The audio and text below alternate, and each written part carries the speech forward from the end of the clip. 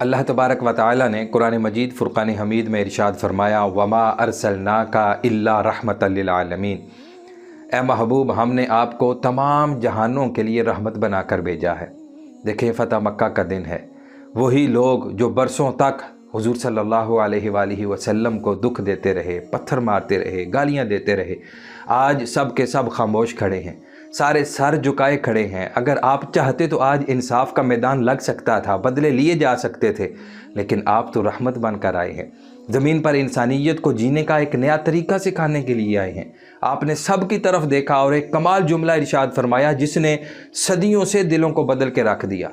फरमाया, इज़हबू फ़अंतुम मुतलक़ा, जाओ आज तुम सब आज़ाद हो, आज तुम सब माफ़ कर दिए गए हो।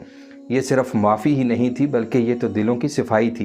ये इंसानियत को गले लगाना था और ये दिखाना था कि रहमत ताकत का नहीं बल्कि दिल की अज़मत का नाम है। और यही लम्हा आज हमें झंझोड़ता है कि अगर नबी करीम सल्लल्लाहु अलैहि वसल्लम अपने दुश्मनों पर भी रहम कर सकते हैं तो हम अपने भाइयों, अपनी कम्युनिटी, अपने लोगों को कैसे भूल सकते हैं? क्या हम उस यतीम के सर पर हाथ नहीं रख सकते? क्या हम उस गरीब का दस्तरखान नहीं भर सकते? क्या हम उस बीमार के लिए दुआ और सहारा नहीं बन सकते? क्या हम अपनी कम्युनिटी के आंसू नहीं पूंछ सकते?